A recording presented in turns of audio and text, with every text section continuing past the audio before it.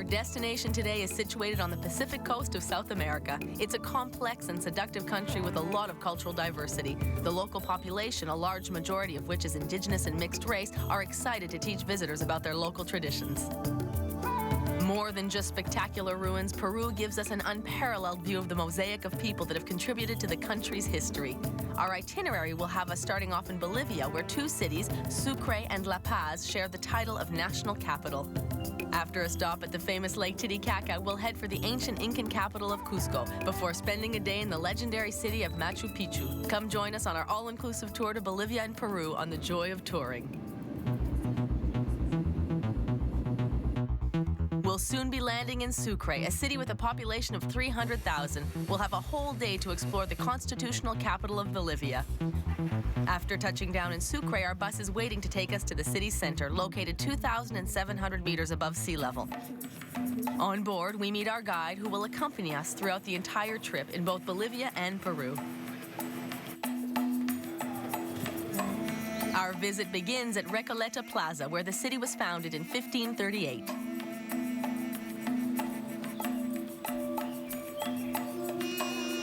Situated at one of the city's highest points, the plaza is bordered by a church and Franciscan monastery, each of which is over 4 centuries old.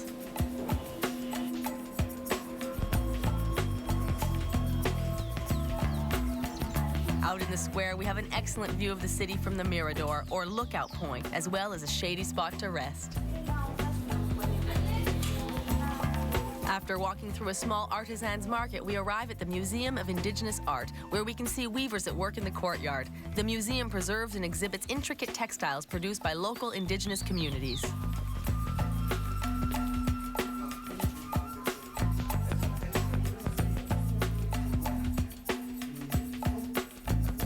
It also provides a wealth of information about the techniques and traditional patterns of Bolivian textile art.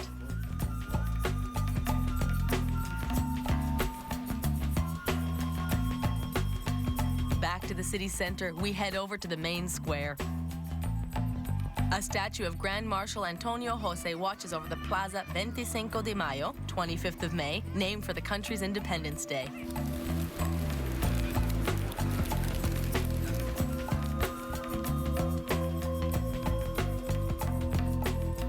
The plaza is surrounded by colonial-era buildings, including the Prefecture and La Casa de la Libertad. It was in this Spanish colonial palace, formerly a monastery, that Bolivia's Declaration of Independence was signed in 1825.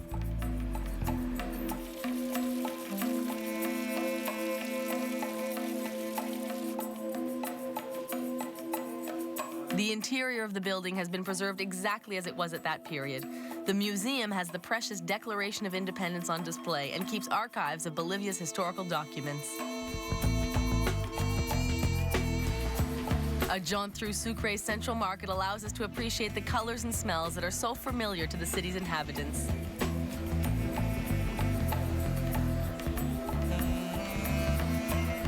Our bus takes a route through Sucre's lively streets before dropping us off at the former convent of San Felipe de Neri, which has been transformed into a private school.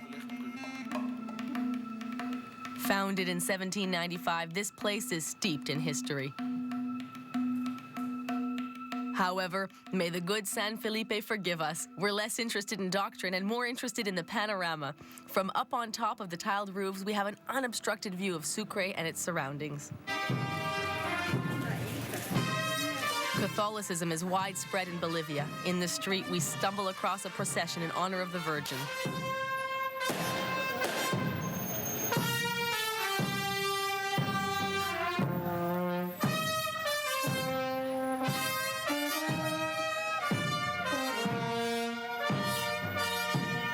Heading out to Los Balcones for supper, we can hear the celebration stretching into the night.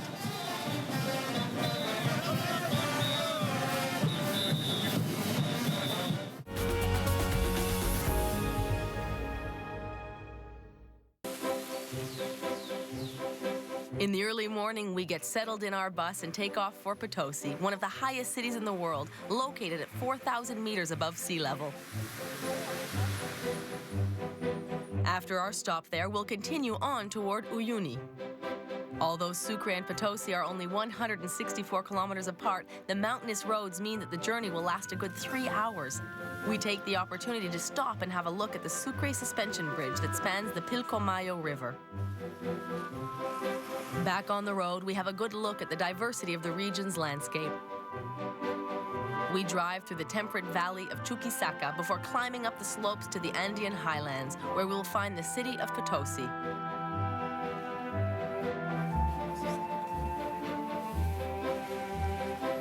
Upon arrival, we get out at the Casa de la Moneda, an impressive 18th century building. This is where the Spanish conquistadors minted their money, close to the mines that supplied them with silver. It was transformed into a prison and then a fortress, but today the Casa de la Moneda is a national monument and a museum dedicated to colonial-era art.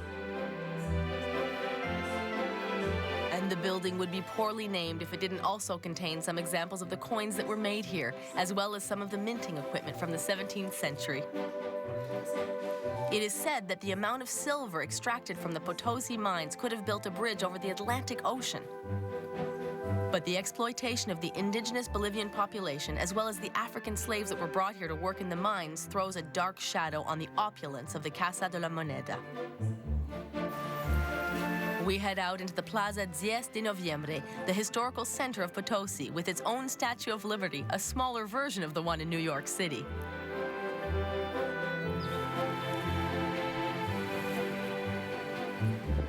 The pedestrian streets of Potosi are fertile ground for legends, like that of the Green Cross of San Francisco Church.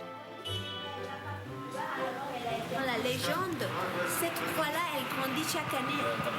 Alors quand la croix va arriver au bout, ça sera la fin du monde. People come regularly on pilgrimage to the cross, hoping that the final judgment is still a long way off. Further on, we see San Lorenzo Church with its plateresque facade. This style, typical of Spanish Renaissance architecture, is characterized by breathtakingly intricate relief carvings with visible Italian influence.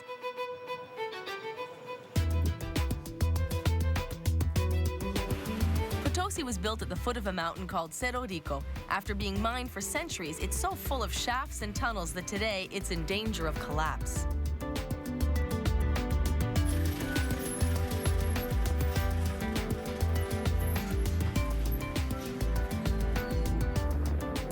After lunch, we head for Uyuni over highways with a peculiar type of warning sign, llama crossings.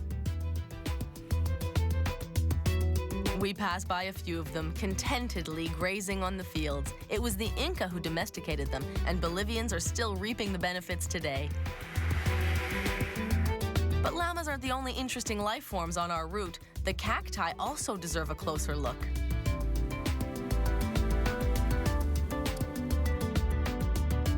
We continue our drive on the Cordillera de los Frailes through geography that has been marked by volcanic activity.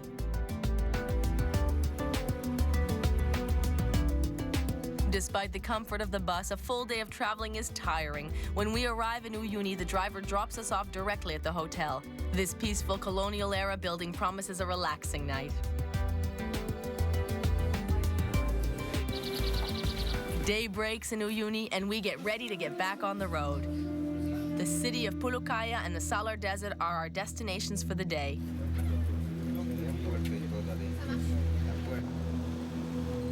We trade in our bus for some vehicles with four-wheel drive. We're not staying on the highway today. 20 kilometers out of Uyuni, we arrive in the mining town of Pulucayo. A small railway museum has old trains on exhibit, including the first ever locomotive in Bolivia. The town seems a bit ghostly, and we have a hard time believing that a century ago, Pulucayo had a bustling population of over 20,000 inhabitants.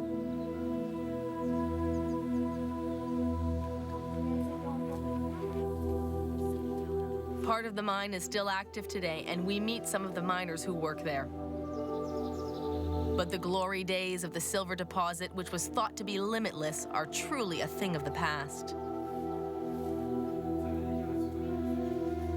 Fortunately, the families that still live in the village receive visitors with open arms, eager to tell us about the town's history.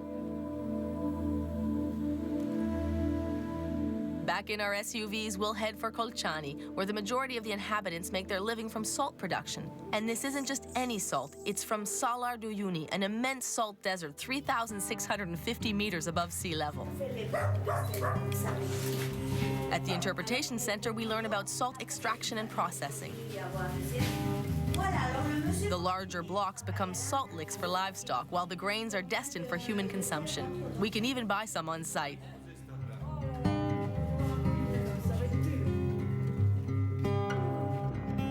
We head off in our vehicles to explore the Salar Salt Flats. The rainy season stretches from December to March. It's a good idea to go out with a guide to avoid getting stuck. The Salar Salt Desert occupies over 12,000 square kilometers between the sky and the mountains. It's an excellent spot for a hike with its captivating landscapes.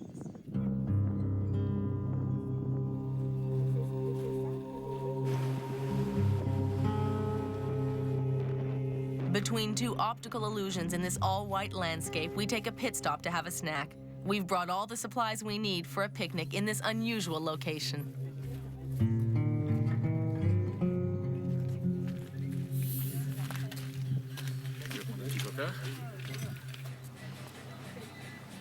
Fully refreshed, we spend a few last moments on the Salar de Uyuni. Before leaving, we stop at the Palacio de Sal, a hotel made entirely out of blocks of salt.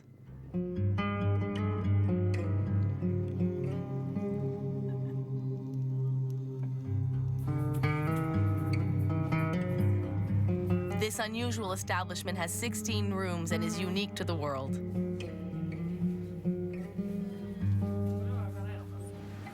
And we've reached the end of another full day in Bolivia.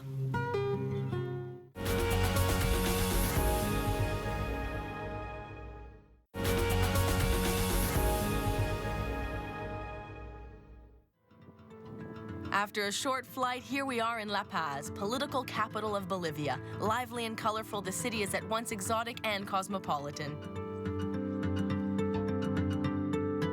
From the city center of La Paz, we'll head for the neighboring Valley of the Moon. We head down into the canyon to the main square of La Paz, named Plaza Murillo, for the leader of the Bolivian Revolution.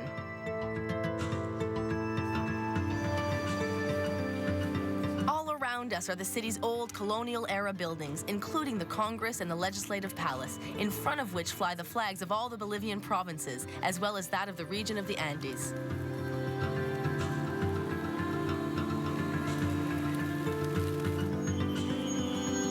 The cathedral is also in Plaza Murillo. It's an imposing building with 5 naves, Corinthian columns, and a central dome.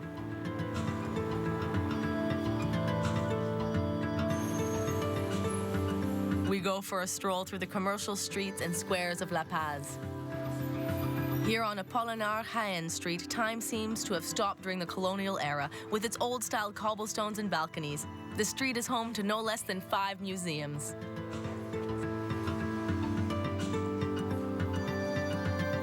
Through the city's thick traffic, we head for one of the city's several public markets. Here, local artisans sell their handicrafts right next to the fruit sellers.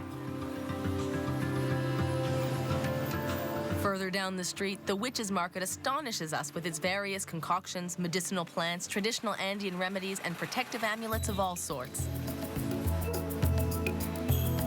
If you want, you can even get yourself a souvenir dried llama fetus. According to Aymara tradition, burying one under the foundations of your house will guarantee the protection of Mother Earth.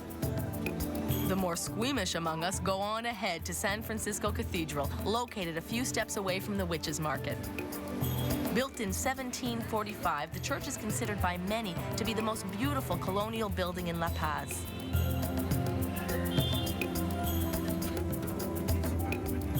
A lively street leads us to the Alas Citas, an annual festival that happens to coincide with our visit.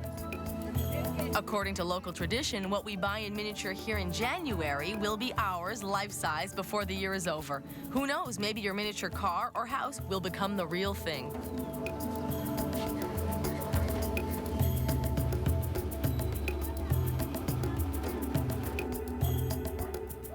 We're expected at the Oberland Hotel for lunch.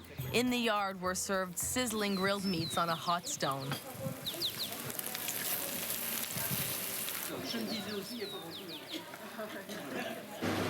We start our afternoon with a dose of artistic flair. We're heading for the Sarabia family ceramics and jewelry shop. This is where Mario Sarabia makes his unique pieces and his wife adds the finishing touches.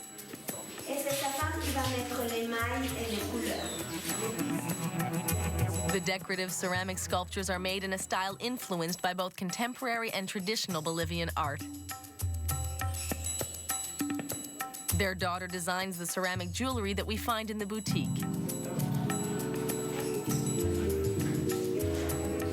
We do a little shopping and try on a few jewels.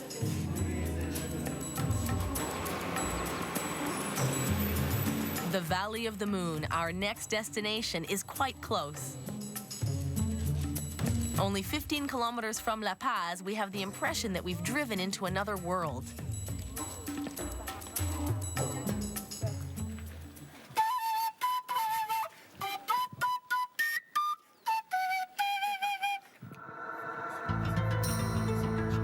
The Valley of the Moon is a series of pits and craters where erosion has worn the mountain away.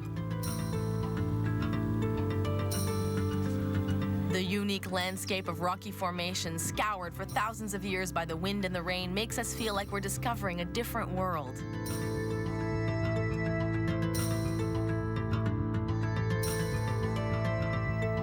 As the Valley of the Moon is slightly lower than La Paz in altitude, we can breathe more easily here, which makes a short hike through this labyrinth of chasms less work for the lungs. The clay pillars change colors as the sun moves through the sky.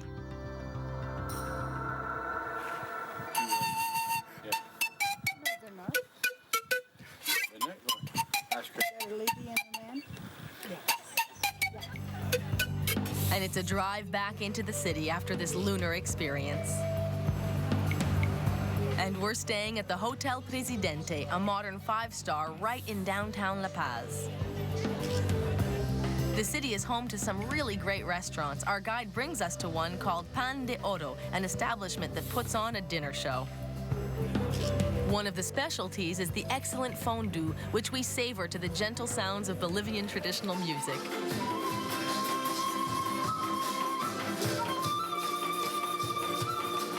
Traditional dances are a perfect end to our night out in La Paz.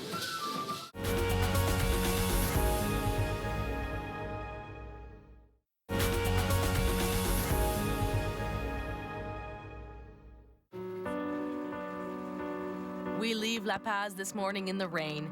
We say goodbye to the splendid city, riding high and dry in our bus. We have a lot of ground to cover as we plan to end our day in Puno, Peru.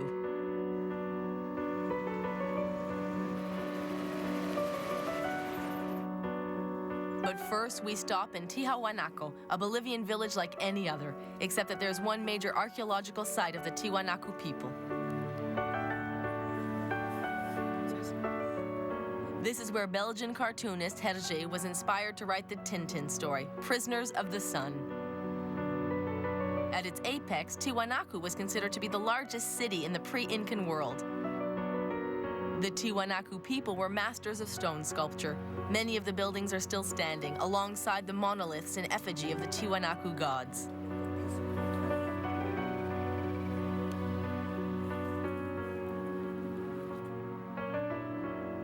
One of the attractions of the site is surely the Door of the Sun, which may have been used for astronomical observations.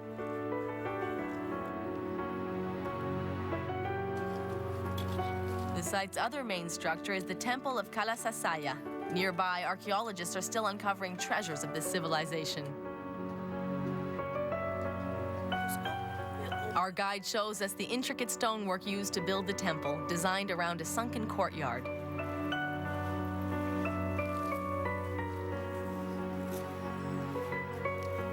In the courtyard are monoliths with frightening faces, and carved heads are embedded into the temple walls.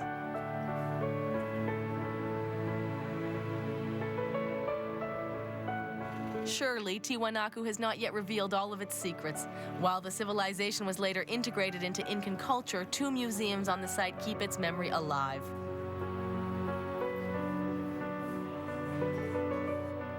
A Among the pieces exhibited here are several representations of their gods, carved into gigantic blocks of stone.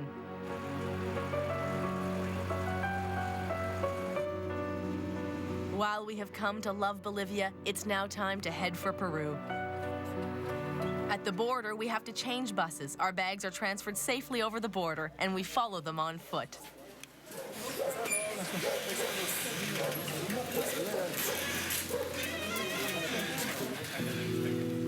Once we're past the border controls, we set foot on Peruvian soil.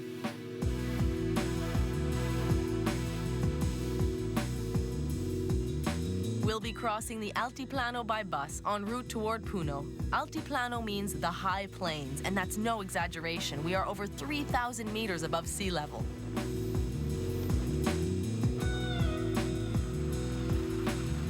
On the banks of the famous lake Titicaca, Santiago Apostle Church rises up from the landscape with its red stone. The architectural style incorporates both indigenous and naive influences, making it one of a kind.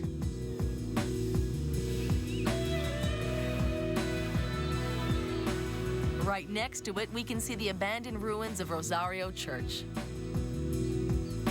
The massive Lake Titicaca sparkles before us. At 3,812 meters above sea level, it's the highest navigable lake in the world. Local communities farm trout in the lake. We stop to take in the blue water stretching out toward the horizon. We leave the trout and the sheep behind to reach Puno before nightfall.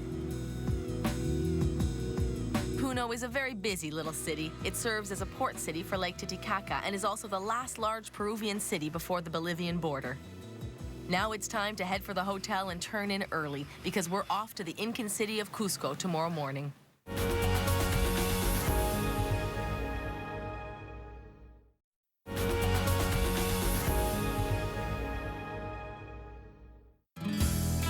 This morning, we depart for Cusco, the Incan capital.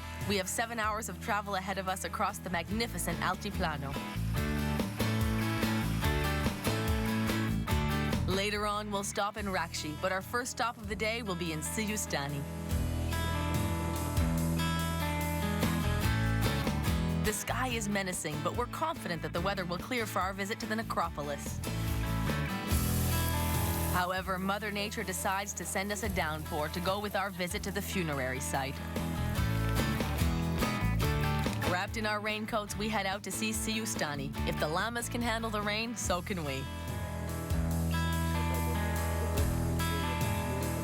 This is where the Coya people buried their dead. In fact, the Coya placed the mummified bodies of their nobles in tall stone caverns called choipas.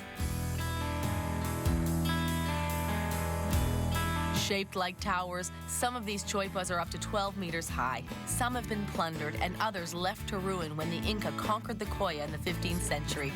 The best preserved choipas are situated in Siyustani on this massive sanctuary plain.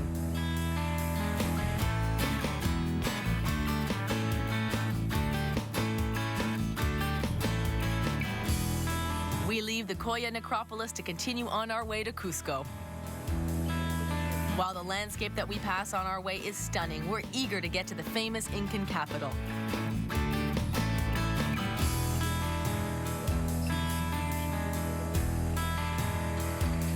To stretch out our legs, we stop for a cup of coffee in Pucara, which inspires a melody from our Peruvian guide. We pile into a small shop where we drink coffee surrounded by colorful handicrafts, which only serves to build our excitement of being halfway to Cusco. But there's lots of road left to cover and a lot of landscape to see. The misty mountaintops lend the Altiplano an aura of mystery. As we enter the region of Cusco, of which the city of Cusco is the capital, we are welcomed by artisans who show off their beautiful wares. Our excitement grows with every kilometer we pass on our way to the Incan capital. We pass through San Pablo to the sounds of the local marching band. It's carnival, and the local population serenades passing visitors with fiesta music. Time for lunch. On our way out of town, we stop for a bite to eat. Under heavy clouds, we start the final leg of our journey to Cusco. With the skies clearing, we take advantage of the sunshine to stop in Rakshi, once an important center of Incan culture. The main structure at the site is the temple built in honor of the creator god, Huiracocha. It's one of the rare, if not the only, Incan buildings that has columns. The surrounding residences are very well maintained. They were once the home of the site's priests.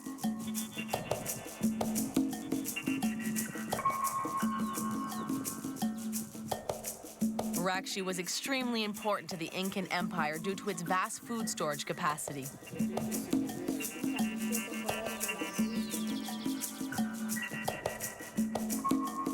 Located on the border between two important regions, the climate of the spot allowed the Incas to store many of the basic foods that form the Incan diet, including dehydrated potatoes.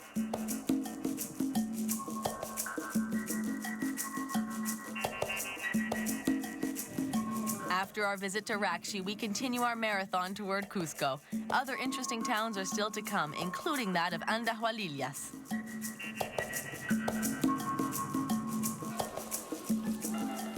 When we arrive, the rain has caught up with us once more. But it doesn't matter. Our visit will take us inside the church, which has been called the Sistine Chapel of America because of its magnificent frescoes. Behind its modest facade, this 16th century church is weighted down with gold and richly ornamented figures. As we leave the church, we see a strange procession approaching.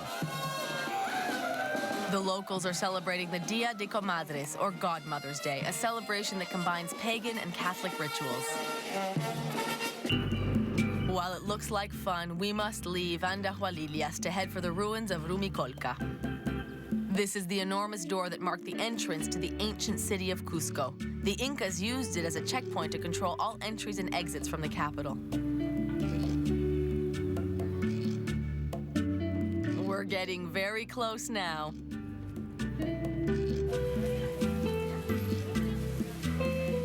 After a very full day, here we are at last in Cusco. As it is already evening, our visit will have to wait until tomorrow.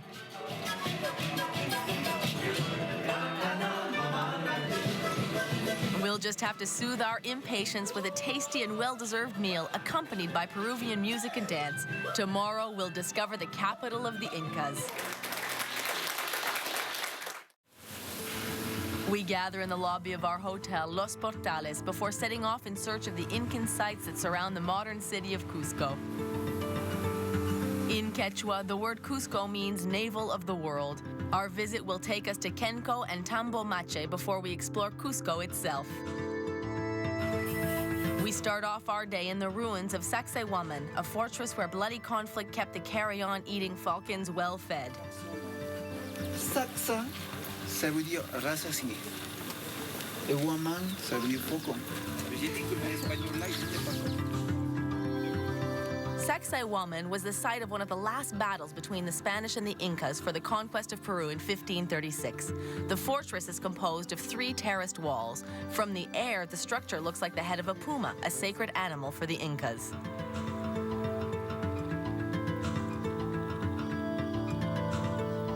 A maze of doors and stairways facilitated the movement of troops. The stones are so massive and the architecture so advanced, experts estimate that it took more than 20,000 men working over a period of 50 years to build the fortress.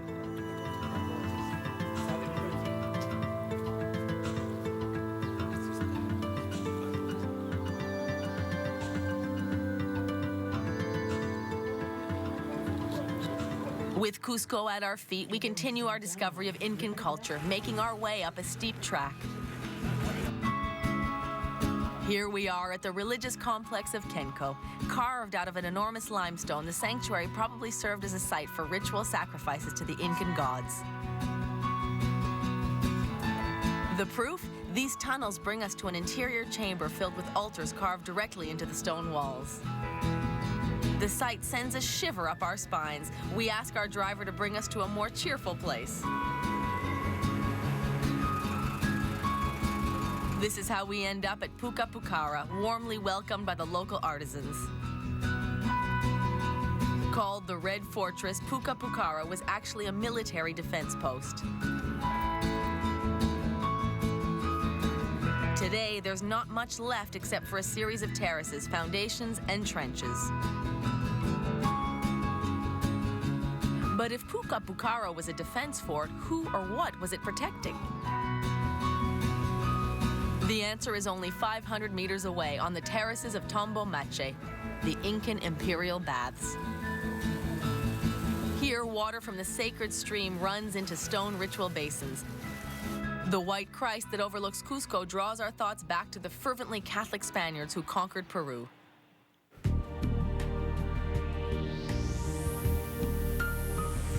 Which brings us to Santo Domingo Church, built in the 16th century. It was built on the most sacred Incan site, Curicancha, the Temple of the Sun, the largest and richest temple of its kind.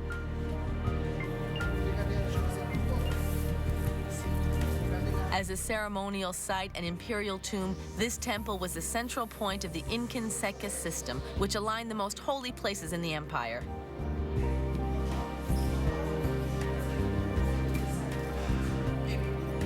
When the Spanish arrived, they pillaged the gold and other treasures of Curicancha and desecrated the bodies of the emperors.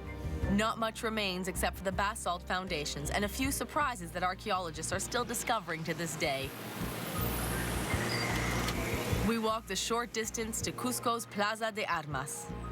Here we find the Baroque facade Church of the Compañía, one of the most beautiful churches in Peru. The fountain in the plaza is a tribute to the Inca, the first inhabitants of the area. All around the plaza, the colonnade, characteristic of colonial architecture, brings us to the cathedral that sits before the lively fountains of the city hall. This evening, we've been invited to a dinner show where the Andean group Apu Rami will give us a memorable evening. After a good night's sleep, we head out into the sun for another busy day. On the itinerary today, the sacred Valley of the Incas, those fertile fields surrounded by the high peaks of the Peruvian Andes. From this observation point, we can see how the mountains protect the valley fields below, making them perfect for agriculture.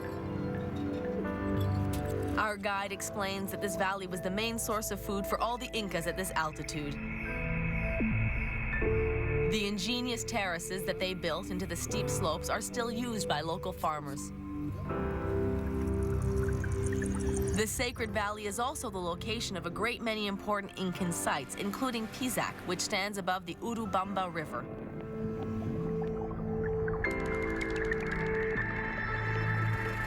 Pisac is interesting because of its well-maintained ruins and because of the beauty of the surroundings. At Pisac, the agricultural terraces typical of Incan farming methods rise up the slopes of the surrounding mountains. A storage built high above the terrace was used to protect the harvest. The terraces were built to withstand erosion, and they're still functional centuries later.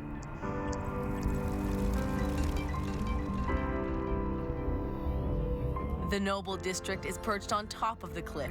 A bit lower down, an outpost built onto a spur overlooking the valley was used as a citadel, protecting the southern entrance of the Sacred Valley.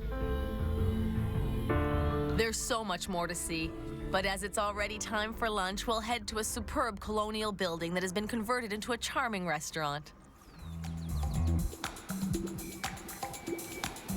This is Andean comfort food at its best. We choose from a wide selection of local dishes. Here, we can relax and digest to the sound of pan flutes. We'll soon be heading for Ollantaytambo, our next destination. This is one of the only remaining examples of urban Incan architecture. We can clearly see the streets and houses, as well as space for kitchen gardens. At the top, we can see the granaries that were used to store local cereal grains or dried fruits and vegetables. And now it's time to start our climb up toward the fortress. Within the impenetrable walls of the fortress, extremely solid doors stand on guard.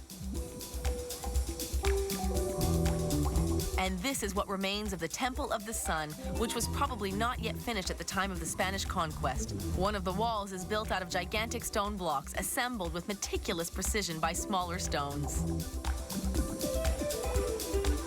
The nobles lived in a section at the center of Ollantaytambo, which is also the location of the astronomical observatory.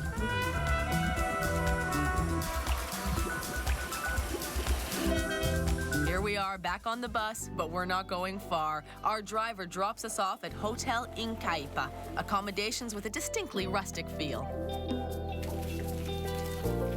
Appearances aside, Incaipa is a modern and friendly establishment that contributes to the area's sustainable development. The pride and the pleasure that the family-run business takes in their culture is evident.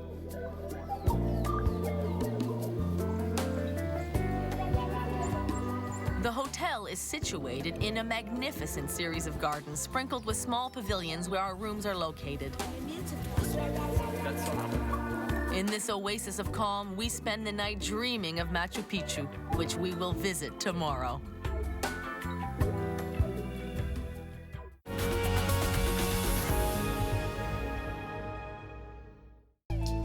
It's still dark in the sacred valley of the Incas, but we're already up and rolling toward the Ollantaytambo train station. From there, a train will bring us to Machu Picchu, where we'll spend the day before continuing on to Lima. We arrive at the station at the same time as our train. Soon, we're on our way toward Aguascalientes.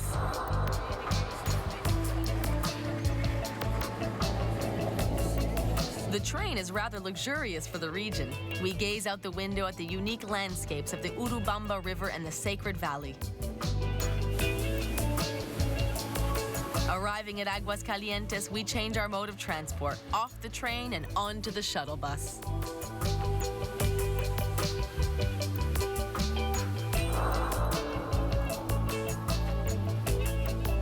At the edge of the Amazon rainforest on the eastern slopes of the Andes, here we are at Machu Picchu.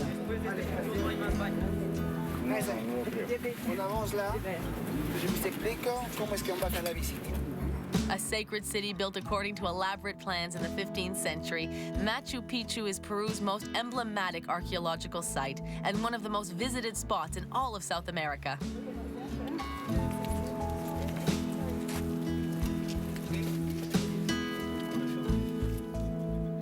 First, we'll visit the agricultural sector to see the farmers' houses and the storehouses built right on the side of the mountain.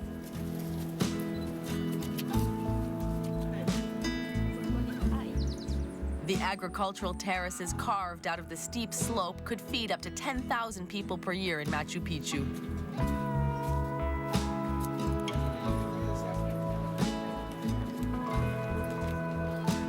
Below us is the urban area, which contains over 100 residential and sacred buildings divided into districts.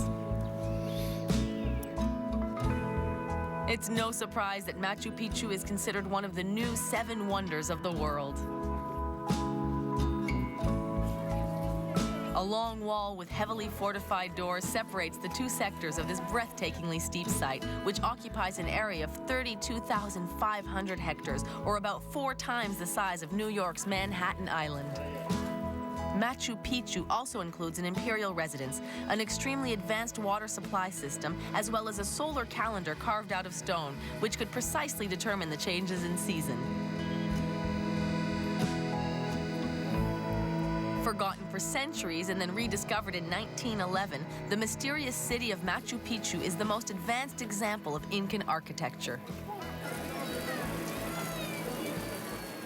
The 21st century is catching up to us, and we must take the train back to Aguascalientes. Tomorrow, we'll delve into the sights of Lima, the capital of Peru.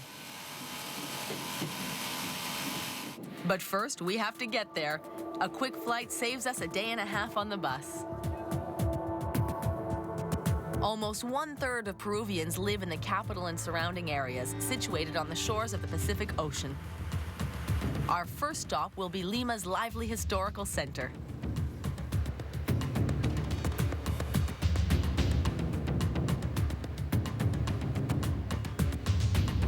Here we are in the heart of the City of Kings, founded by Conquistador Francisco Pizarro in 1535. The majestic Hotel Bolivar stands on one side of Plaza San Martin, built in honor of José de San Martin, liberator of Peru.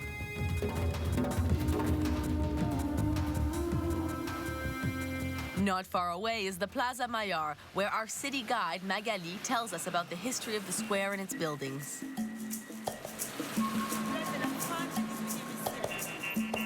Standing on this former military parade ground are the Club of the Union and the headquarters of Caretas News magazine, as well as Lima's City Hall. A magnificent fountain built in 1650 sits in the center in front of Peru's government palace.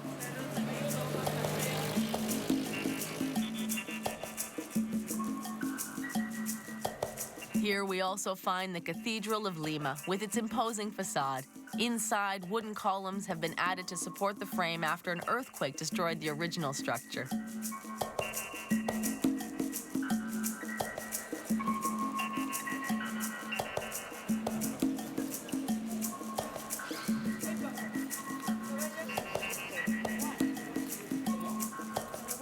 Under the warm sun of the Pacific Coast, we stroll over to the bright yellow Church of San Francisco. Its facade between two looming bell towers seems to be a perfect habitat for the resident pigeons. We head out of the city and into the outlying regions. Home to the farmers' fields only a century ago, today, the Miraflores district is an upscale residential neighborhood. Salazar Park is a perfect place to stroll with a view of the ocean. We stop for lunch at a restaurant with an inviting terrace at Larcomar Shopping Complex. And then we set our course for Barranco, formerly a fishing village made famous in the songs of Chabuca Granda, First Lady of Peruvian song.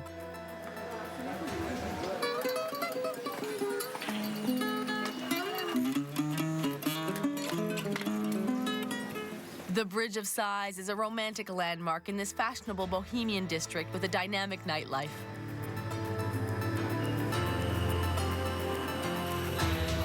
In the middle of the district is the Barranco Municipal Park, beautifully decorated with works of art.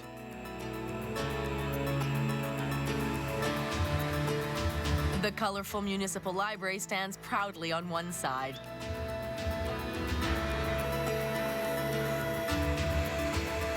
And what's a visit to Lima without a visit to the beach? Beaches abound in the Chorrillos district at the foot of Morro Solar Hill.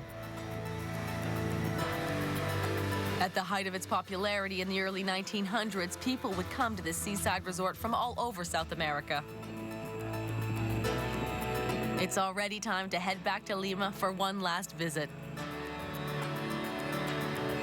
One of the earliest examples of Spanish rule are the Lima city walls, built to protect the City of Kings from pirates in the 17th century.